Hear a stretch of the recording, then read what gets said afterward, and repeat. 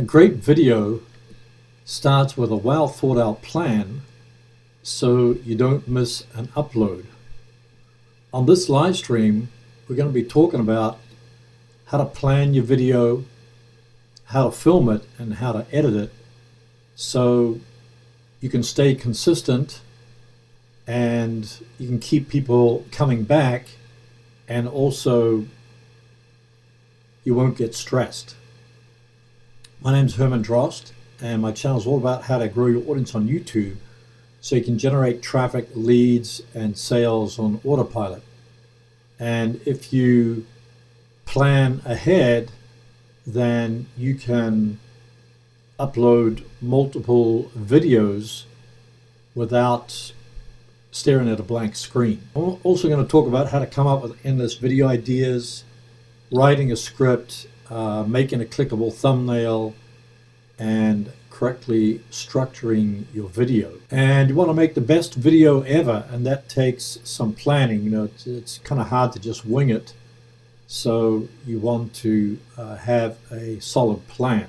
Let's take a look at some of the benefits of planning your videos. A big one is reducing stress because, as I said before, sometimes, you know, when you're not in a creative mode and you sit down to create a video and no ideas come to mind, it can be quite stressful, especially if you've promised to yourself and maybe to your subscribers that you're uploading regularly each week or twice a week or whatever your schedule is. So if you don't have one ready to go, then it can be quite stressful, and usually when you're in stress, then it's very hard to be creative and you can make a lot of mistakes. So I always try to plan ahead, at least have one or two videos that are in the hopper, I guess you could say, that ready to go, you know, that I could have ready to go next week, you know, in case I got a cold or, you know, something came up on the family. So it's always good to have something that's ready to go at least a week or two in advance. It also helps you to stay on schedule. So if you're, you know, uploading once, twice, 3 times a week, you've got videos ready to go. Usually what I do is I'll upload them, and I'll upload them as unlisted, and then I could schedule them to go out at a certain time. It also provides a guide to take action. So when you plan ahead, you can make sure that you get all the points you want to come across. So for instance, like I planned, you know, some slides for this live stream, but if I just tried to wing it, I'd probably get a lot of points in there, but I'd probably miss out a lot of points, and they probably wouldn't be in a structured order. So it helps to get your thoughts organized, stops you from waffling, gives you a sense of direction, and also focuses your attention on the results you want to get and on the objectives. So when you make a video, you think, well, who is this video for? What are the results I want to get? And how's it going to grow my channel? So in this way, you can anticipate the problems and then address the changes that you need to make, and also provides guidelines for making the right decisions.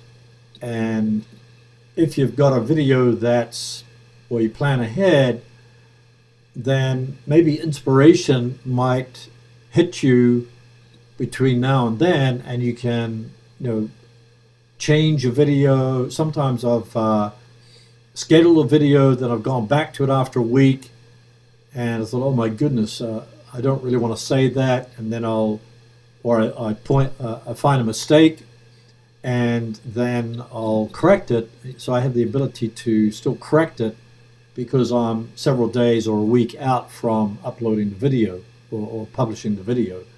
So it does allow you to make mistakes, add additional things, maybe even sometimes redo it. How to come up with endless video ideas. So usually when I exercise each day, I usually go walk or run around my local lake, and I'll take my phone with me and I'll have the Notes app on there, and often other times when I'm not thinking about videos or just kind of taking in nature, then is a time that ideas hit me. So that's why I always keep a notepad or your phone with you with the Notes app on there, and when that inspiration hits you, whether it's you're in the shower or you're waking up or you're going to bed or you're driving, that's probably what it might be when inspiration hits you. I'd be kind of interested, like, when does inspiration hit you? Does it hit you in the morning, or does it hit you when you're driving, or when is your the best time when creative ideas spring to mind? Put that in the chat, or if you're watching a replay, put that in the comments. Some other ways to come up with endless video ideas is the autocomplete feature in YouTube search. So you just put your keyword phrase in there, and then YouTube gives you a whole bunch of suggestions. These are actually search queries that people are entering into YouTube search to find solutions to the problems or find information that they seek. So that kind of helps you to tap into the mind of your target audience. And one tool that helps with that is TubeBuddy. So with TubeBuddy, you can enter a keyword phrase in there, and it'll give you related keyword phrases. It'll give you a keyword score. It'll enable you to quickly look at your competitors' videos, that are competing for that keyword phrase, and the YouTube search engine. It'll show you also the if it's available on Google search. People search on Google search, so you can find related keyword phrases through the Google search engine. So all those things, reverse engineering your competition, getting the keyword score, seeing the search volume, and also finding related keyword phrases, can all be done within the Keyword Explorer tool within TubeBuddy. So it's a really handy tool, so I highly recommend it. Ubersuggest is another free online tool you can use. We just put your keyword phrase in there, and it'll give you the cost per click. It'll give you the keyword suggestions, and I also look at comments. The comments I've got that are on my own videos, and even on my competitors' videos. I'll sometimes go into the comments of a video that I'm thinking about and look at competitors, the comments for a competitor's video, and oftentimes there's questions in there that people have left that the creator hasn't had time to answer, but it also gives you a great idea for possible upcoming videos that you can address that your competitor didn't address. Because if a person has that particular question, it's probably that other people have that same question, and so you can tap into the mind of your target audience.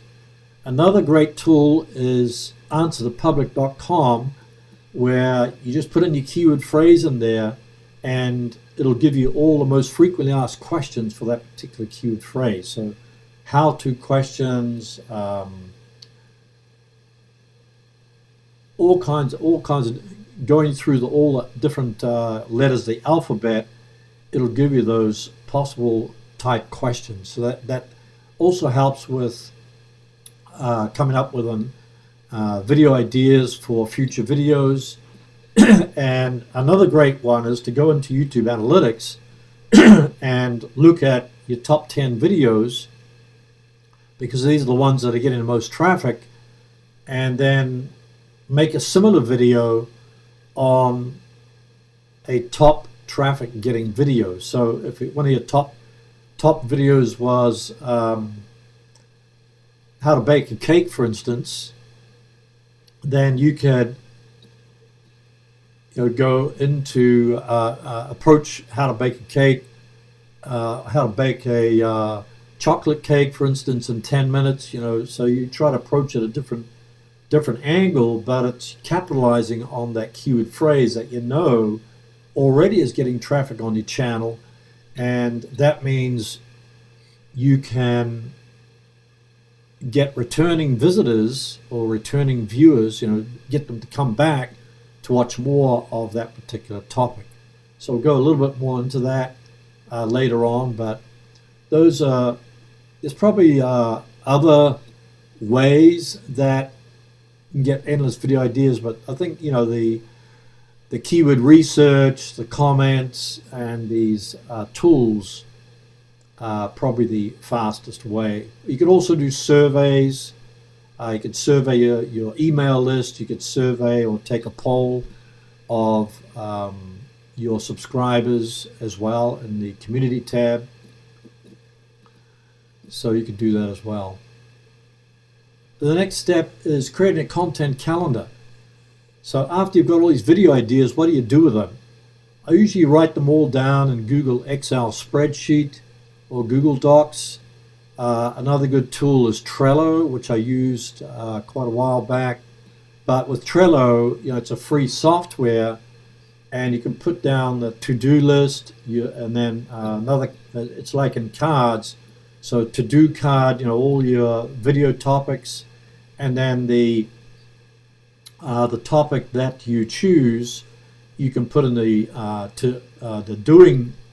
doing card. So that'll be on your next one up here, and then when it's done, you can just move that card over to the done list. So you're constantly moving the video topics that you created in your list here, and then you can put down bullet points or whatever to kind of flush out your topic. And then when you're working on your video, you can move it over to the doing card, and then when you're done with the video, just move it over to the done category. So that's a really handy software that kind of keeps track of your video ideas, and you can also figure out when you want to schedule them. But generally I use Google Excel, and I'll just put down all the video ideas there, and then I also put it into columns, and put the date that it has to be scheduled. I might also have another column for title, and then I might also have another column for search volume, and then maybe another column for possible keyword phrases that I can use, like in the tags. But tags are not so important anymore, so it's not, I think the title is probably more important. But yeah, Google Excel, Google Docs, Trello, list your topics or your keyword phrases that you've come up with, and also think of a video series. Don't just think of a solo video, but think of a video series, so that when people watch one video, you can link to the next video, and then they can go take a deeper dive into your content. And as a result of that, if people stay longer on YouTube, your video has more possibility to get into suggested videos and also appear in search. And think of a consistency is the key. So upload once a week, twice a week, 3 times a week, whatever fits your schedule. I would normally put this at the end, but I've kind of switched my strategy, and usually when I come up with a topic and start flushing out the topic, I'll start working on the thumbnail. So that's why I put up create a clickable thumbnail. And when you create your thumbnail, you want to ask these questions. What will the viewer get from watching the video? So you have to think what will make the audience click on your video versus another video. So when you make your thumbnail, look at the 5 or 10 top videos for that particular keyword phrase, take a screenshot, and then put your thumbnail next to those 5 or 10 thumbnails and see if yours stands out. If it doesn't stand out, maybe all the thumbnails have a blue background and yours has a blue background. You might want to change the background, or you might want to change the text, etc. But the main point is that you want your video to stand out. So ask the question, what is the viewer going to get from watching the video when you make the thumbnail? So when they see the thumbnail, what are they going to get? How do you want to make them feel? So when I created this thumbnail, how to make amazing thumbnails, I kind of made the amazing much larger, because amazing kind of I guess it kind of captures the emotion. People want to create amazing thumbnails, and then also have the expression, well, this this is an amazing thumbnail. So you also want to do that for your titles. But I think the main thing is, how can you bring about or convey a message from your thumbnail about what the person is going to receive from your content. So I kind of struggle with the thumbnail for this live stream, so I asked people in the Facebook group, and they chose one out of the three. I think it was planning secrets, so that's the one I chose. So it kind of piques people's curiosity. You also want to use consistent branding, so when people see a thumbnail, they know immediately that that video is from you. And then you want to aim for a click-through rate between 2 and 10%. So the higher the click-through rate, or closer to 10%, then your video, or your video will have a greater probability of being watched. So the click-through rate is a combination of your thumbnail, topic, and title, and the first couple of lines of your description. Some other points. Here's a couple of thumbnails. It's amazing thumbnails. And then this thumbnail here, I kind of did for this live stream, but I thought, well, when you think about how to plan your video and film your video, you're thinking, how can I make the best video ever? So that's why I thought, well, maybe I'll maybe split test the current thumbnail I have, which is planning secrets, and then I'll split test it with this one, best video ever, and see which one gets the most traffic. But you want to use a high quality video. You want to take a video. I usually take quality photos. So just while you're making your video, you can take a high quality photo, or take several photos. You want to show your face if that's what you usually do to sort of brand your thumbnails, and then try to tell a story in your thumbnail. It's kind of hard to do, but try to convey a message in there.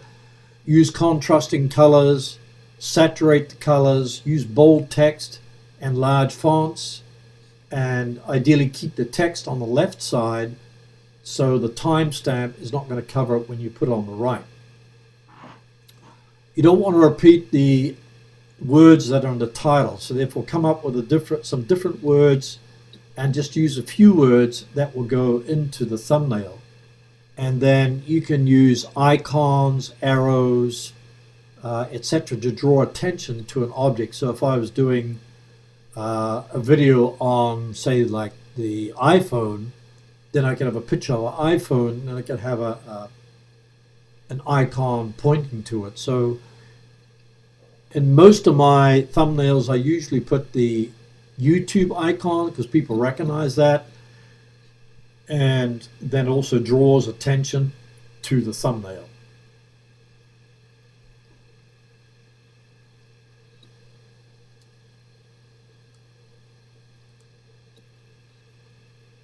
One of the best tools for creating a thumbnail is Thumbnail Blaster.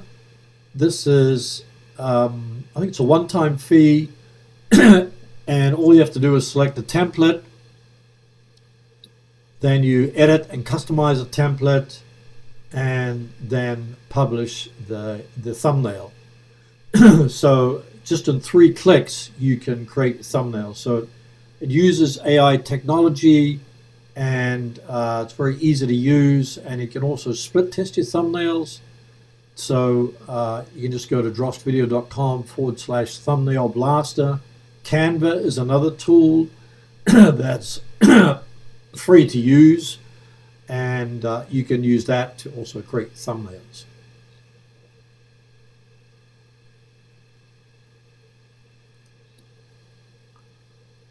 Next step is to write a video script. So the purpose of writing a video script is that you want to stay on track. It keeps your content organized. So if you're doing a how-to type video, then you can do step 1, steps 2, step 3, step 4. So it keeps you on track.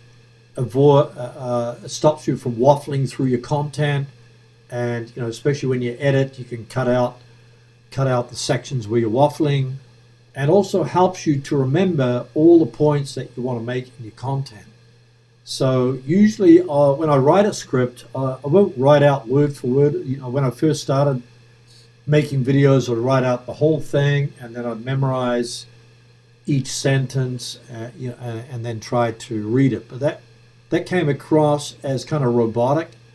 So now what I do is I'll just write down several bullet points, and then I'll just go with my stream of consciousness or stream of knowledge, and then I can always tidy it up in the edit. So I think that's the best thing to do, because you want to be natural, you want to be authentic, and sort of conversational, and that comes across better than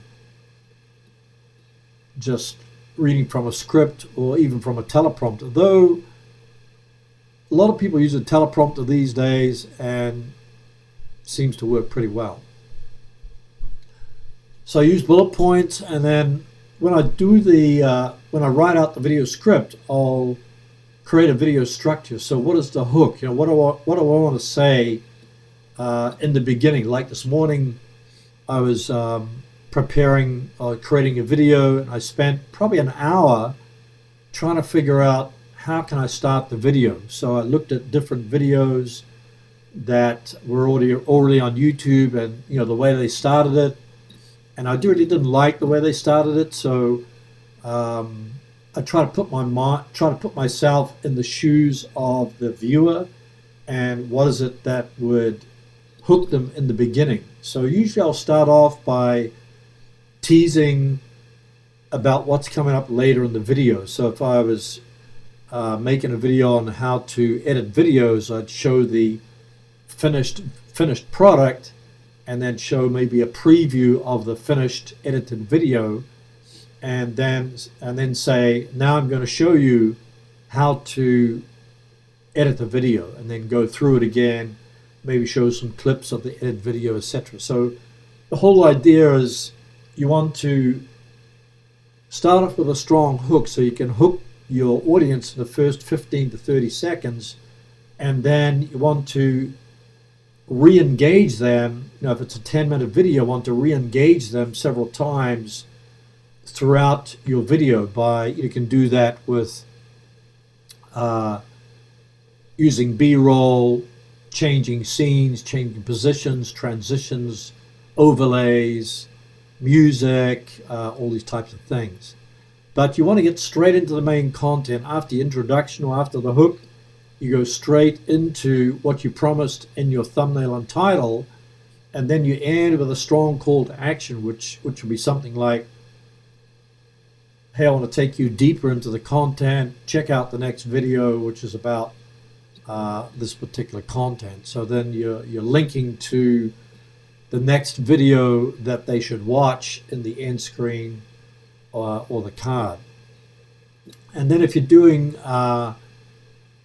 if you're shooting from different scenes, maybe you're shooting outside, you do one at the lake, one in the forest, and one near your house. Or if you want to shoot different locations in your house, one could start in your office, another one could be in the kitchen, and then another one could be in the living room.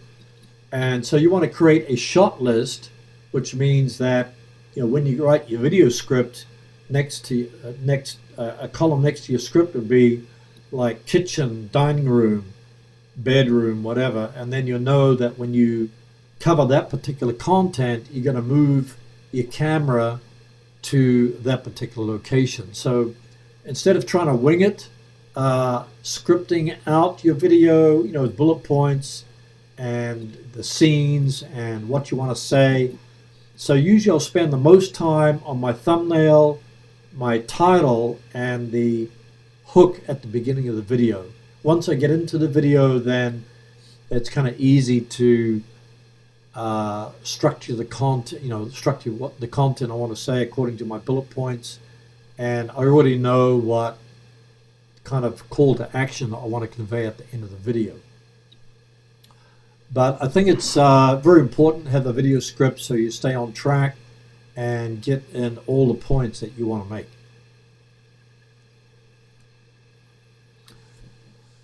Okay, now you're ready to film your video.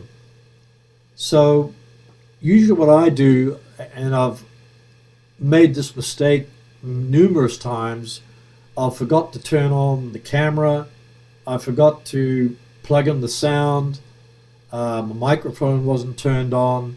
Sometimes I've filmed outside and I've spent like several hours, really excited about the footage that I got, and then discovered that my battery ran out, or I didn't have the mic plugged in correctly. So to avoid all that, you want to film a test clip to check the sound, the lighting, and the video quality before you film the whole video.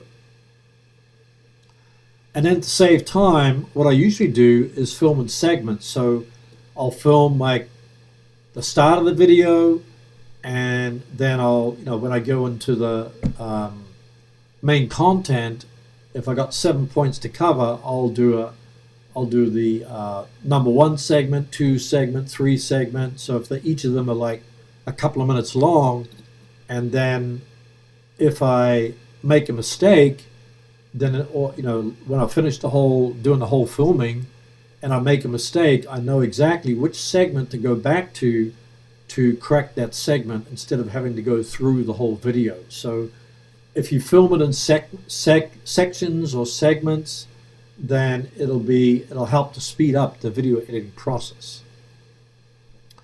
But if you're following a script, and especially if you're a beginner, then what you can do, and I used to do this, is you memorize a couple of lines. So you have the script in front of you, and then you look down, you memorize a couple of lines, then you speak what you memorized, then you look down again at the script, and then you speak the next couple of lines. So, and that way you stay on track, and you get everything in. So you just repeat it, and then you do your whole video.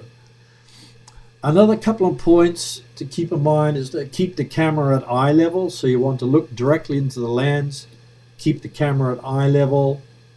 Sometimes I made the mistake of looking at the flip screen. So that means instead of looking at the camera lens and looking at the addressing the people on the other side of the camera, then it'll look like I'm not really speaking to the people on the other side of the camera. So make sure you look directly into the lens, and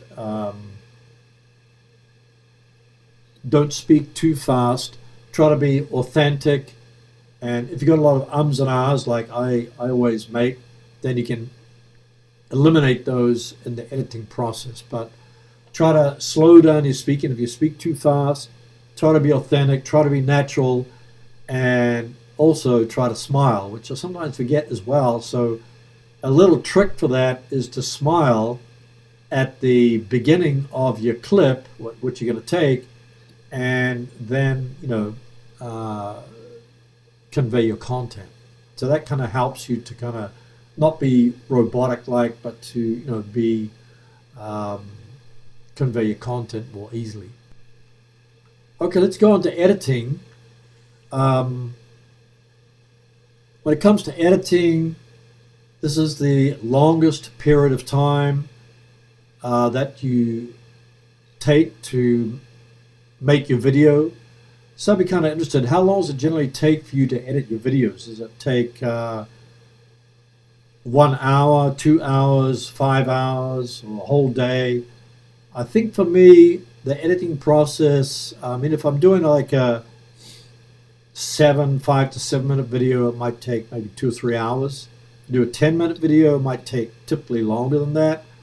It also depends if I'm doing a lot of screen sharing, or like showing some software or something, then it's going to take a lot longer, because I usually put a lot of overlays and text overlays and arrows, etc. like that. But if I just make a video where I'm just talking and I just let the content flow, then I can film the video in like 30 minutes, and then the editing won't take longer than a couple of hours. But if it's more complicated, it's going to take longer. But generally what I do is I import all the clips onto the timeline. So I'll take the SD card from my camera, and then I'll just drag and drop them onto the timeline. I use ScreenFlow for the Mac, and then I'll just go through like a one-time rough edit, starting with the last video clip,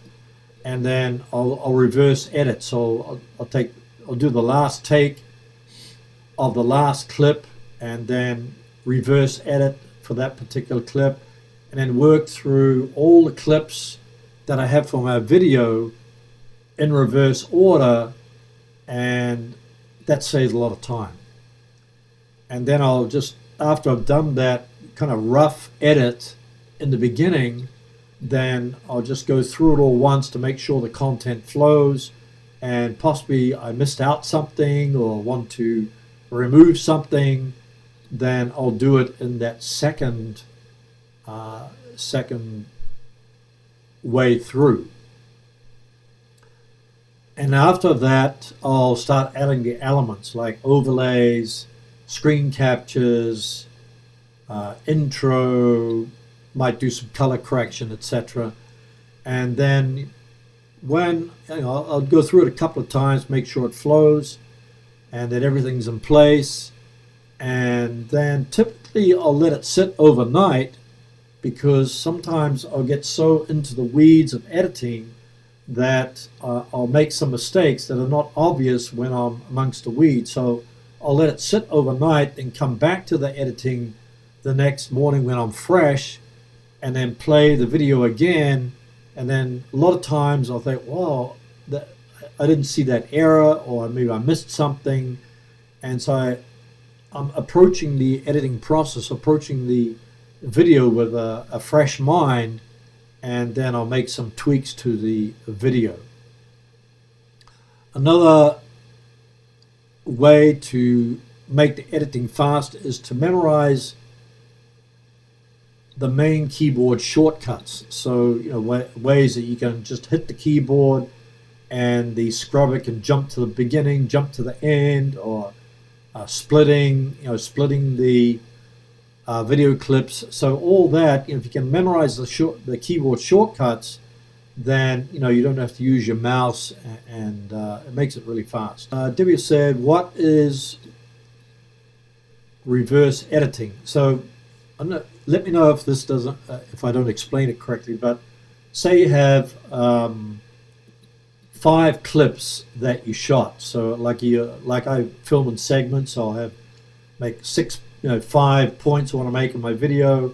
So I have 5 clips. I'll put them all on the timeline, and instead of starting at the beginning of the video clip, then I'll start at the end of the video clip. So say I was talking about how to bake a cake, and then I'll do 10 takes on how to bake a cake. So if you want to bake a cake, so that's my first take. So then I might have 10 takes, and then I'll go reverse editing means I'll go to the end of the clip where the last take was my best one, and I'll take that one and then I'll remove all the other previous takes, which means just removing all the previous 9 takes that were all mistakes, and I'm just keeping that last take. So that's called reverse editing. Look at some best practices. So usually I try to, this doesn't always happen, but I'll try to batch several scripts. So instead of just one script, because if I'm thinking of a video series, like I think it was last month, I did a series on shorts. So instead of one script, usually I'll come up with like maybe 5 or 10 video ideas. And as I'm going through one script, then I think, well, I can't put everything into one video, so then I'll put this into the next video. So then after I've bullet pointed one video, I might create another script for all the bullet points for another video or another third video. So, and that way I can batch several scripts, and then while I'm in the flow, I can create like 2 or 3 scripts for the next 2 or 3 videos. So when it comes to filming, and this doesn't always happen, but then I can take each of those scripts and I can just, instead of spending 30 minutes and then calling it a day, I can film one video and then take a break or not take a break and go straight into the next script for the next video, and then the next video. So maybe in 2 hours I could do several videos that then I could have ready to edit for the editing process. And so basically, if I upload 2 videos a week, I've got 2 videos in the hopper ready to go, and I spend the rest of the week just in the editing process. So it saves a lot of stress, it saves a lot of time. When you're in the flow, it's better to do as much as possible. But I also find that sometimes I lose inspiration or run out of energy. I might have done too many takes on the first video, and then I'm kind of, my voice gets too hoarse or lost the energy, and I only can do one video. But it's definitely worth trying to do 2 or more, so that you don't have to wait for the inspiration or the energy to come back and do another one. So might just want to try that.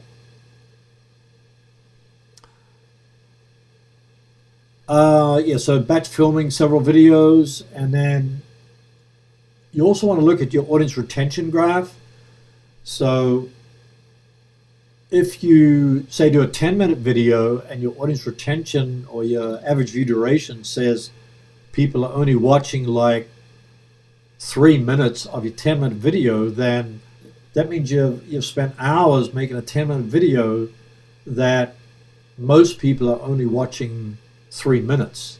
So your next video, what you can do is make the video just 3 minutes long or 4 minutes long, and see if you get a higher audience retention.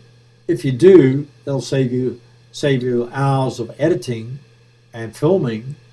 And then what you can do, instead of making a long video, you could split it up into 2 or 3 different videos that are 3 or 4 minutes long, and then link them to each other, so that when if you know that your audience is only going to watch 3 or 4 minutes, then link to the next 3 or 4 minute video, so they can binge watch several videos in a row instead of watching one long video. Because they might see, wow, this is an 8-minute video, I don't have 8 minutes, but I do have 3 or 4 minutes. But then because your content was so good, they'll watch the next video that you suggest. So study your audience retention graph, study the dips, which are where typically when people are leaving, spikes where people are, maybe they really took in that point that you're making, or maybe they rewound the video to make sure that they got that point. So that's a good sign. And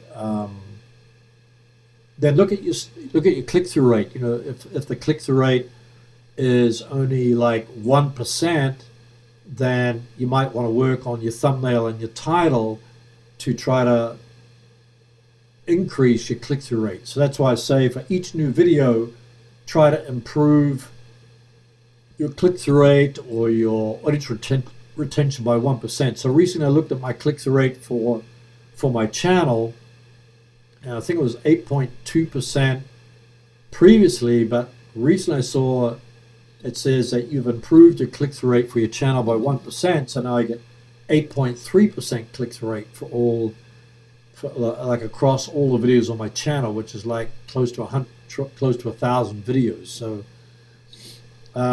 therefore it's, the two big ranking factors are the click-through rate and the watch time. So if you can improve your click-through rate, improve your watch time, then it increases the probability of your video getting suggested, which is 75% of the traffic that YouTube gets for your videos. And then I highly recommend to split test your thumbnail. So you can use TubeBuddy. You have to upgrade to the legend option for that particular feature, but I find that if you split test the thumbnails, when you're in the process of creating a video, you create one thumbnail, but as you're creating it, you might think, oh, maybe this might convey a more curious message by this particular thumbnail. So you create another thumbnail, and then you can split test them and let the data sort out what traffic that particular thumbnail gets. So if you want to get that legend option, you can upgrade using the promo code Herman's Buddy, give you 20% off, and this will give you access to more tools from TubeBuddy as well as the split testing feature. And then another point is, if you're just starting out, then filming, editing is going to improve as you practice more. So the more videos you film and edit, then hopefully you improve. So I've looked at my first video that I did. I kind of cringed because I was just reading directly from the script, and very robotic and not really compared to what I do now. But even now, I think that I can still improve my delivery from what I'm currently doing. So there's always different ways that you can improve your delivery, improve your thumbnails, improve your retention, etc. So those are some of the best practices. And this graph here, you can see the this shaded area is the first 30 seconds, and this particular video got average view duration 1.54 and average percentage viewed 40.5%, which is pretty high for me. Usually it's like in the 30s, so 40 is pretty high. But here's a spike here, another spike here. Here's a couple of related videos that you might want to check out. How to get free promotion. So this is how to promote your videos organically, how to get free promotion from YouTube via search, suggested, browse, etc. The second video is how to promote your YouTube video after you've finished uploading it.